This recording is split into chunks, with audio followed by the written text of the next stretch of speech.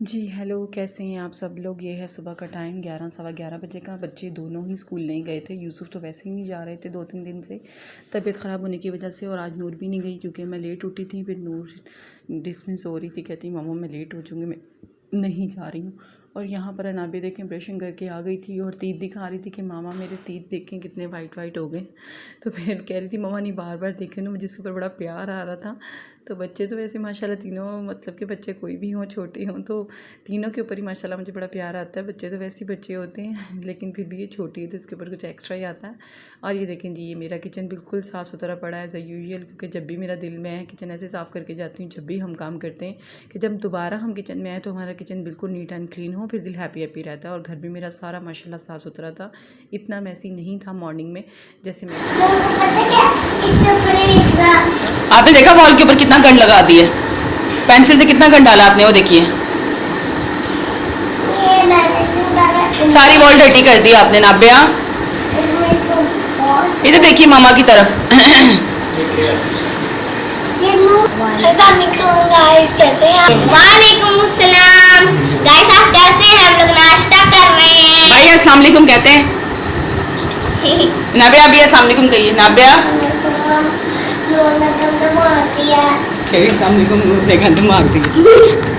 और टाइम है इस टाइम का 11 सवा 11 और हम कर रहे हैं नाश्ता, पराठे और 7 चने। गाइस कैसे हैं आप? ठीक ठाक हैं? गाइस अस्सलाम वालेकुम, कैसे हैं आप? ठीक ठाक हैं। हम अभी करने लगे हैं नाश्ता। बात करें वो नबे आ जाओ। अगर आप लोगों ने भी मजे मजे से चने खाने और मजे मजे पराठे तो आ जाएं। और यहाँ मैं थोड़ी देर के लिए गई थी बाहर क्योंकि मुझे पार्लर का कुछ सामान लेना था। और यहाँ चाचा दाल चावल वाला था। तनवीर कहते हैं मैं चेक करता हूँ इसके पास क्या क्या। तो खाना वगैरह हम घर से खा के गए थे, तो वो फिर सिर्फ देखने ही गए थे। और ये देखें, ये ना हम लोगों ने, मैं बाहर से मैंने सौंफ वगैरह ली थी और इसमें इतना गंद था ना, इतनी गंदी दी। पहले तो मैंने इसी तरह ही मुँह में डाली और जब मैंने डाली है तो मेरे मुँह में इतना कचरा सा आया, फिर मैंने थ्रो कर दी। फिर मैं आपको दिखा रही थी कि देखिए मैंने लिए तो कितनी अजीब सी। और यहाँ पे हम ब्रेड ले रहे थे। ये है ब्रेड एंड बियॉन्ड, यानी कि मिल्की थी और तनवीर कह रहे थे कि मिल्की लेनी है, फ्रेश लेनी है। तो मेरा कोई माइंड नहीं था ब्रेड लेने का, क्योंकि जब ब्रेड घर में आ जाती है और फिर तनवीर की कोशिश होती है कि पराठे से वाइट करें और ब्रेड ही खाएँ सुबह बगैर, मतलब कि जब मैं उठी होती तो वो कहते हैं आज मेरा दिल नहीं कर रहा नाश्ता करने को, आज पराठा नहीं खाना, आज मैंने ब्रेड खाना है। तो मेरी कोशिश होती है तनवीर पराठे का नाश्ता करें, ब्रेड ना खाएं। तो ब्रेड से बनता भी क्या है, तो फिर इसलिए मैं ब्रेड नहीं लेती। बहरहाल यहाँ से मैंने नहीं लेने दी, लेकिन तनवीर ने मेरी नहीं मानी, फिर भी तनवीर ने आगे से ले ही ली थी। तो यहाँ पर फिर और भी बहुत सी आइटम थी। यहाँ पे मुझे पता ही नहीं चल रहा था कि मेरा मोबाइल ऑन है, क्योंकि मुझे लगा मैंने वीडियो स्टॉप कर दी, लेकिन स्टिल मेरी ऑन थी। और यहाँ पे बेकिंग आइटम जो थी, क्रोसन्स वगैरह जो होते हैं, बन वगैरह, तनवीर वो देख रही थी और कह रही थी कि काफ़ी अच्छे हैं इनके, तुम ले लो। तो मेरा कोई माइंड नहीं था कुछ भी लेने का ना। तो कुछ तबीयत भी अपसेट सी थी, मतलब नींद से आ रही थी, थकावट बहुत ज़्यादा थी। और यहाँ पर ना इनका लाइव पिज़्ज़ा बनता है, बहुत अच्छा इनका। और यहाँ पे मैं कैमरा उल्टा पकड़ के खड़ी हुई थी, मुझे लगा मैंने कैमरा राइट पकड़ा हुआ है, क्योंकि अक्सर बेकरीज़ में इशू होता है कि वीडियो नहीं बनानी, नॉट अलाउड। और इस बंदे ने मुझे आके कह भी दिया था जी वीडियो बनाना नॉट अलाउड है, वीडियो ना बनाए। मैं पहले कहने लगी थी कि मैंने कौन सा वीडियो मतलब ऐसे वैसे करनी है उसमें। मैंने कहा नहीं, वो employer rule is a rule, जिस तरह वो कह रहा है सही कह रहा है बेचारा। तो मैंने फिर बहरहाल उसको रिप्लाई नहीं किया। वीडियो मैंने उसी टाइम पर बंद कर दी थी जिस टाइम पर उसने मुझे कॉल की थी कि वीडियो बंद कर दें, अलाउ नहीं है। तो यहाँ पर फिर एक यहाँ पर निम्को वगैरह रखी हुई थी, यहाँ पर मिक्स ही निम्को थी, ड्राई फ्रूट भी था, बड़ी अच्छी सी मुझे लग रही थी। तो मैंने तनवीर से कहा ये निम्को लेने, तनवीर ने कहा नहीं ये निम्को नहीं लेनी, क्योंकि इसमें पीनट अच्छी क्वालिटी वाली नहीं डली हुई है देखें। तो मुझे देखने से बड़ी अच्छी निम्को लग रही थी और दिल कर रहा था कि खा लो, क्योंकि क्रेविंग होती है लास्ट में, सम टाइम ऐसी क्रेविंग होती है, ऐसी चीज़ें खाने को दिल करता है। पर तनवीर ने मुझे नहीं लेनी थी, तनवीर ने कहा नहीं लेनी है चीज़ें। और फिर ये सैलड बार था, यहाँ पे सैलड देखें एंड हो चुका था बिल्कुल सैलड का। और ये लास्ट वाली जो सैलड है जिसके ऊपर बीन्स बैठी हैं, अंदर नहीं थी, मिरर के ऊपर बैठी थी। लेकिन ये सैलड बहुत अच्छी होती है, नमकीन होती है और अच्छी लगती है। बट सैलड फिनिश हो चुकी थी, खानी तो मैंने नहीं थी, लेकिन अगर पूरी होती तो मे भी शायद माइंड बन जाता। और ये थे इनके केक, जैसे शेज़ान वालों के केक होते हैं ना, वैसे इनके केक होते हैं। इनके भी जो रेट्स हैं ना वो हाई हैं शेज़ान वालों की तरह, पर इनके जलाल सन्स की तरह, सॉरी, तो जलाल सन्स की तरह केक इनके भी हाई रेट्स हैं, पर क्वालिटी जैसे जलाल सन्स की अच्छी है वैसे ही ब्रेड एंड बियॉन्ड की है। और ये इनके फ्रेश क्रीम और ये कैरीमल। और नीचे जो ये केक रखा हुआ है ये तो इनका था पिक्चर वाला केक, यानी पिक्स वाला जो केक होता है वो। तो मुझे बड़ा अच्छा लगा कि ये केक बड़ा अच्छा लग रहा है, लेकिन मैंने सुना है कि पिक्स को इस तरह से काटना नहीं चाहिए। पता नहीं इसकी क्या ट्रिक है, पिक्स लगाते हैं ऊपर, ये क्या करते हैं, पिक्स ही लगाते होंगे। और ये ब्राउनीज़ रखी हुई थी मेरी बच्चियों की फेवरेट, ये कप केक रखे हुए थे।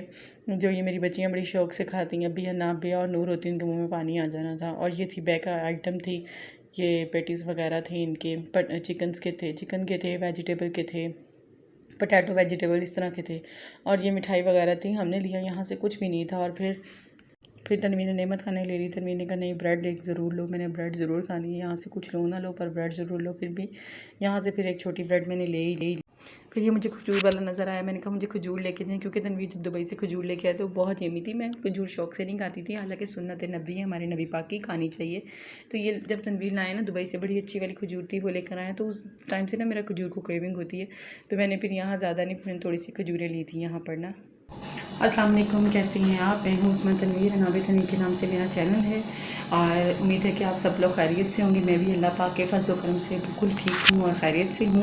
और इस टाइम पे हो रहा है 1:20 और मैंने ईशा की नमाज़ पढ़ी है, क्योंकि आज लेट इसलिए पढ़ी है कि मैंने आज सैटरडे था और पार्लर में सैटरडे को काम बहुत ज़्यादा होता है माशाल्लाह से। तो फातिमा छुट्टी पर थी, तो फिर इस वजह से काम मुझे अकेले को ही हैंडल करना पड़ा।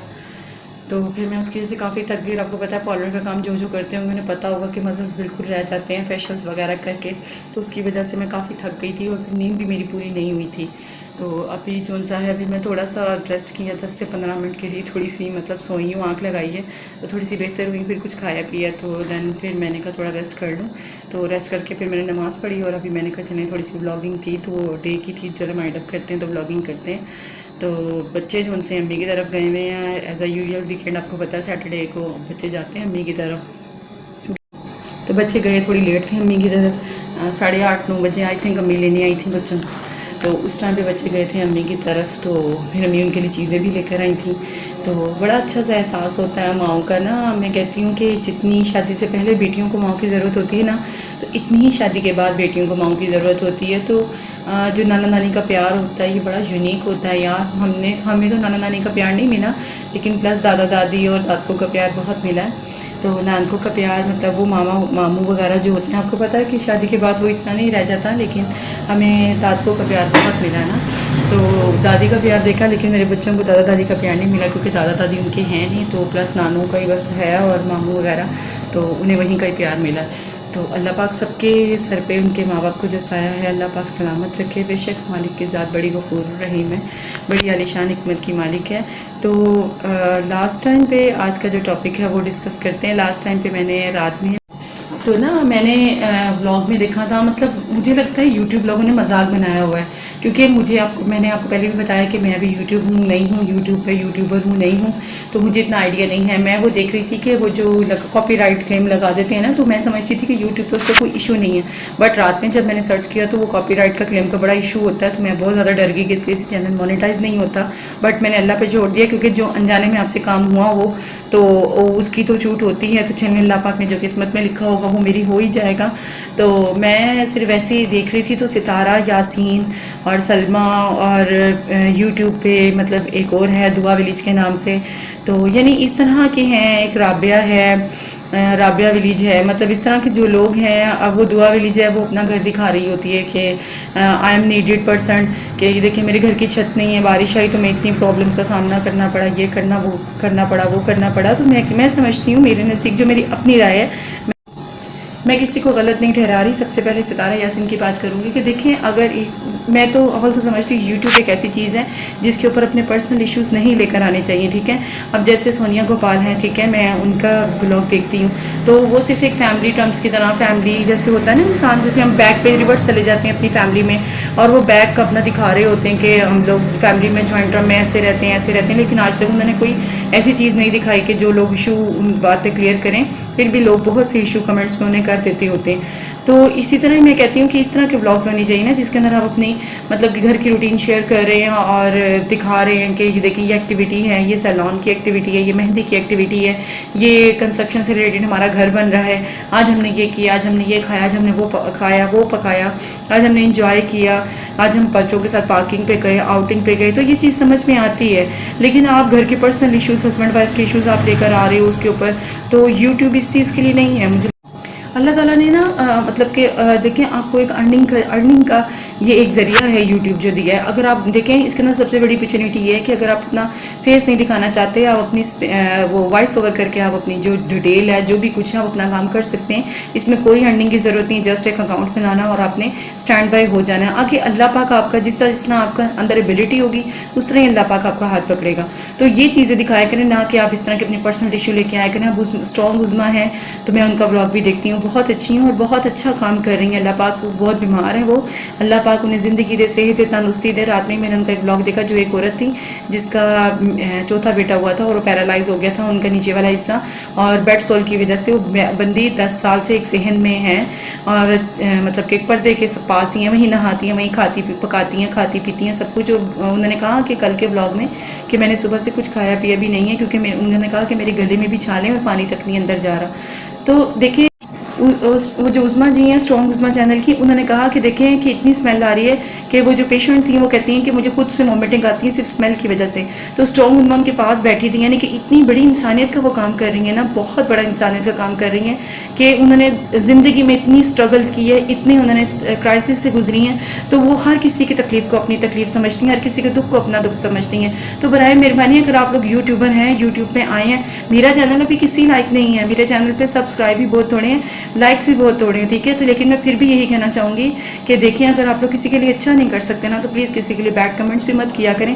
अब ये जो होती है ना इस तरह से किसी को बैड कमेंट्स में कहना, तो ये आप अपनी ज़हनियत बता रहे होते हैं कि आप किस तरह की ज़हनियत के मालिक हैं। अगर आप किसी के लिए अच्छा सोचते हैं, आप अपने लिए अच्छा सोचते हैं ना, तो आप किसी के लिए भी अच्छा ही सोचेंगे। जब आप अपने लिए गलत सोचते हैं ना, आपकी गलत सोच हो जाती है, तो फिर आप अपने लिए तो हर बंदा अच्छा सोचता है, लेकिन आपकी सोच जब गलत होती है तो आप दूसरे के लिए भी मनफी सोच सोचते हो। तो बराए मेहरबानी ऐसे मत किया करें। अगर यूट्यूब चैनल अगर एक है अर्निंग का ज़रिया तो प्लीज़ इसको अर्निंग का ही ज़रिया रहने दें, ना ऐसे काम करें कि इसके ऊपर कल को बैन लगे या कोई इशू हो।